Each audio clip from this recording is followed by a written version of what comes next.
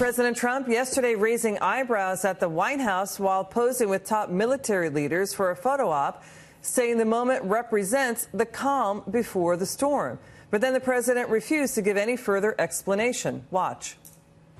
You guys know what this represents? I don't know, maybe it's the calm before the storm. What's the storm? Could be the calm before the storm. What storm, Mr. President? You'll find out.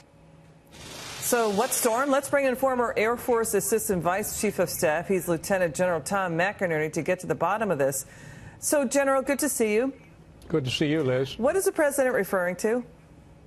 Well, we don't know. There are a number of national security issues that are coming up, and he had his combatant commanders and Joint Chiefs of Staff there for a meeting, and then they had a dinner with their wives. So I think he is trying to tease a little bit the media. He likes to control the narrative.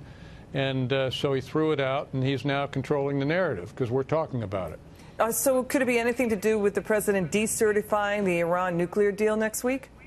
I think that's what it is, Liz. And they've dropped out enough hints that it's going to happen. I happen to strongly support it, like Ambassador Bolton. It was a flawed deal. He said it in the UN General Assembly, and I hope he does it. Now, our European allies are not going to like it because of the trade implications for him, but it is the right thing to do. Is it North Korea? Because the president tweeting last weekend that basically there's still issues with North Korea. And the other question, too, about North Korea, General, there's a lot of talk about should we just be on a policy of deterrence and containment because the Soviet Union collapsed without a single shot being fired. It, collapsed under its own weakness. What do you think? Well, I don't believe in that deterrence strategy with North Korea, as I've told you. North Korea is a proxy for the Russians, so we cannot afford to have that kind of strategy. I do believe that he's also referring to Korea, what he's going to do. Is he going to have more economic sanctions, more diplomatic work, or is he going to start moving forces into the theater? And so when you're asking, I think it's all of the above. So there's also talk about a cabinet shakeup potentially. Reports emerging that President Trump may replace Secretary of State Rex Tillerson with CIA Director Mike Pompeo. What do you think of that, and what effect, if that happens, could this have on foreign relations? Well, of course, he'd have his own reasons, but I think you can only fire so many cabinet levels people in the first 9 months.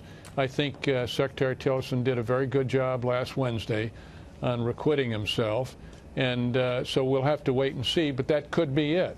The other issue, too, is Venezuela. The leader of Venezuela, the socialist dictator Nicolas Maduro, saying earlier and also just yesterday that Russia would back Venezuela against the U.S. if the Trump administration does decide to use military force in that country. The president has talked along those lines. I mean, Venezuela, as you know, sir, they have a lot of Russian military hardware, tanks, and surface-to-air missiles, and there's talk that it's using Nicaragua as a conduit for these Russian weapons. What do you think about Venezuela here? Well, I think your previous question on letting North Korea collapse, that Venezuela will collapse under its own weight. It doesn't have much more time. With all that wealth they have had, they have proven that socialism will fail. And so I'm sure the president is just going to let it fail by itself. Thank you, General. Good to see you. And thank you for your service to our country. Thanks, Liz.